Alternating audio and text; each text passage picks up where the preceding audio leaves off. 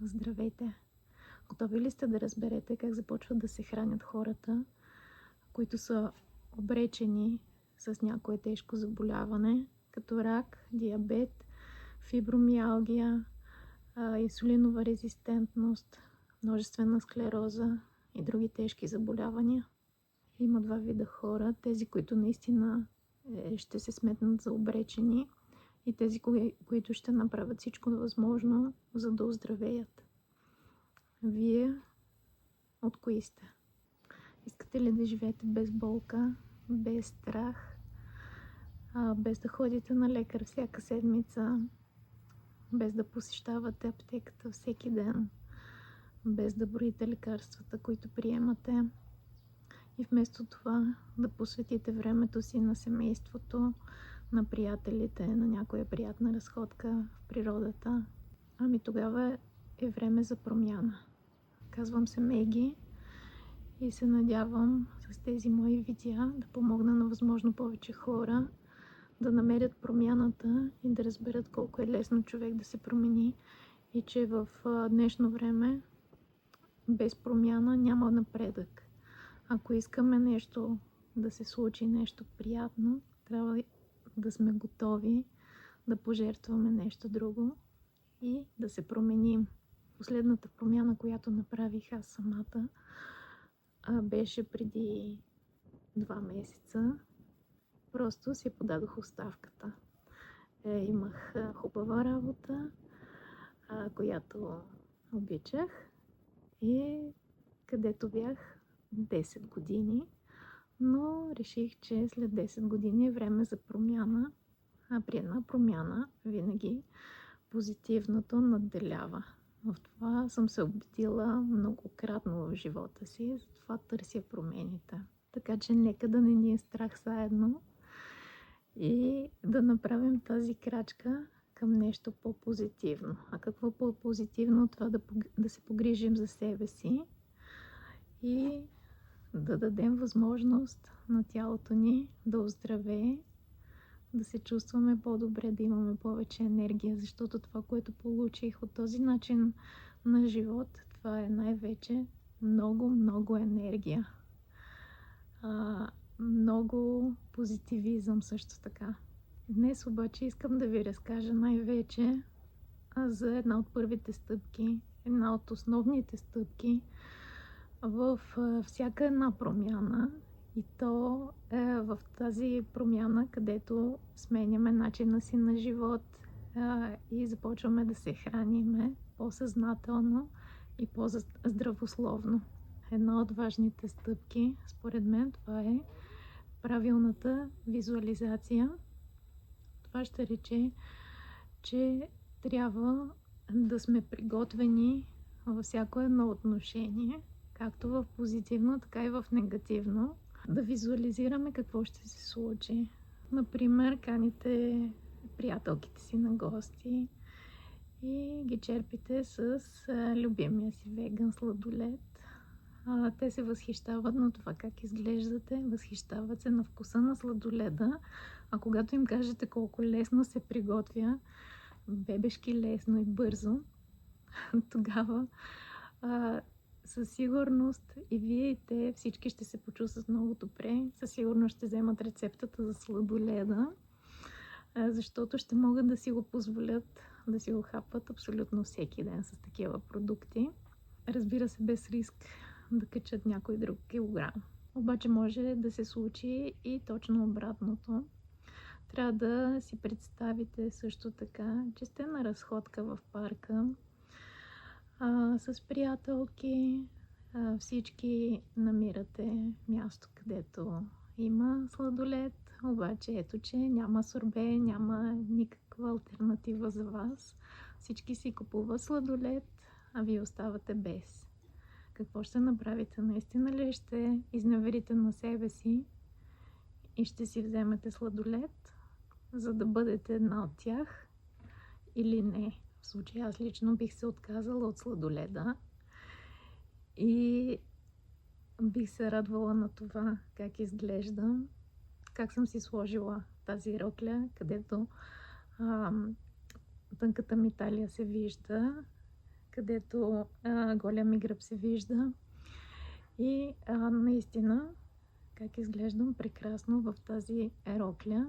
Това би ме мотивирало достатъчно, за да си кажа защо и аз да ям този сладолед, който ще ме направи болна, грозна и дебела. И разбира се, според мен, ако се огледате, ще видите, че всеки, който си е закупил сладоледче от тези ваши приятелки, има някакво тегло, което трябва да свали. Така че помислете над този въпрос, визуализирайте тези ситуации, защото те са реални ситуации, които ще се случат. И вие трябва да бъдете подготвени за тях. Защо така е много важно непрекъснато да визуализираме какви искаме да бъдем. Вечер преди да заспа винаги си представям как съм с 3 кг по-слаба от настоящото ми тегло. Защо точно 3 кг съм избрала? Защото когато се премериме на кантара сутрин и когато се премериме на същия ден вечер, разликата между теглото сутрин и вечер може да е от половин килограм до 2 кг. Цели 2 кг може да сте изяли и изпили храна през деня, така че да сте по-тежки вечерта, отколкото сутринта. Ако обаче си представяме прекалено много килограми, че сме прекалено слаби, примерно си представяме, визуализираме себе си като с 10 кг по-слаби, това ще се случи. Ако не се отказват от начина на живот, ще се случи, но ще се случи след доста по-далечно бъдеще, отколкото би се иска на вас. Докато едни 3 кг наистина може да ги свалите за по-малко от една седмица, това нещо ще се случи и се случва много бързо. И тогава подарявате на себе си това нещо, че сте успели. Това преживяване, че сте успели. И така нещата се случват много по-бързо. Примерно, ако днес съм 60 кг и си представям, че съм 57, когато стигна 57, мога да си представя, че съм 54. Нали? За мен това е нереално тегло. Нали? В момента ви давам просто един пример. Как малко по малко, нали, визуализираме все по-ниско тегло. Не изведнъж рязко да минем 20 кг или 10 кг по-надолу. Тогава няма да получите този кик от това, че сте успяли. Друго нещо, което много ми помага при тази визуализация, че съм 3 кг по-лека, отколкото действително съм, това е да си мисля как яде човек, който тежи тези 3 кг по-надолу. Този човек със сигурност не яде толкова, колкото аз ям в момента. Нито пък толкова тежка храна. Това нещо трябва да го мислим доста често. Много хора непрекъснато повтарят как всяко тяло е индивидуално. Ами не е толкова много индивидуално. Ако ядеме една шепа ядки, ядеме една шепа салата, кое ще, нали, добави повече калории? Разбира се, че ядките. Така че в зависимост от това колко тежка храна ядеме, какво количество на ден ядеме, следователно ще тежиме различно. Така че мислете си как яде един човек, който е слаб. И подражавайте на този човек. Със сигурност във вашия кръг на приятели и познати имате такива хора. Наблюдавайте с това, с което се хранят, и визуализирайте, че и вие може да се храните с тези неща и по този начин.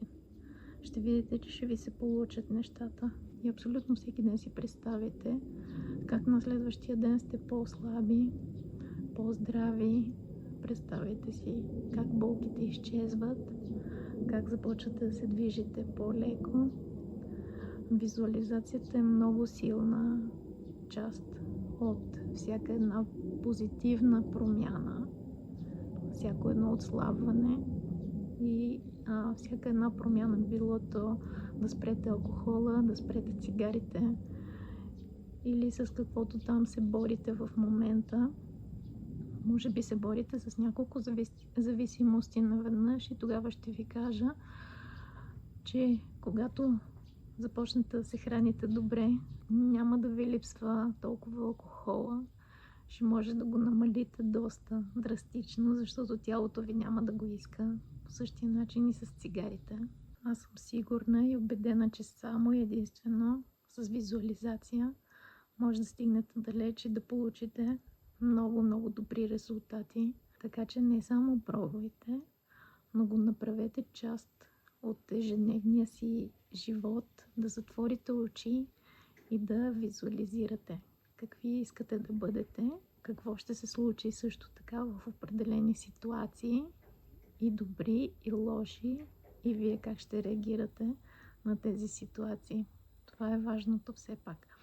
А когато вече водите този здравословен начин на живот и ядете веган храна, ядете сурова храна, суровоядството е най-високата степен на най-чистата храна, която може да ядете, и веднага ще усетите тази положителна промяна. Последно искам да ви разкажа какво изядох вчера. Вчера за закуска ядох половин пъпеш. Наистина половин пъпеш. Това е една огромна купа с парчета от пъпеш. Обядвах същата купа, само че напълних с салата. В салатата имаше салата айсберг, имаше 2 домата от градината, една чушка от градината, 1 морков. Общо взето голяма салата. Дресинга беше с 1 цяло авокадо и с веган майонеза. И я вкусих с малко копър. Прекрасна салата наистина. Тя ме държа сита почти цял ден. После бях на бебешки рожден ден, където бяхме в една сладкарница, където имаше веган торта, сурова, такава с блат от манго и малини. Също така изядох 1 ябълков штрудел за вечеря, там на място. И това беше храната ми през целия ден. Разбира се, пия чайове и такива неща, напитките си върват, особено сега на жегата, лятото. Желая ви един успешен и слънчев юлски ден. Чао и до нови срещи!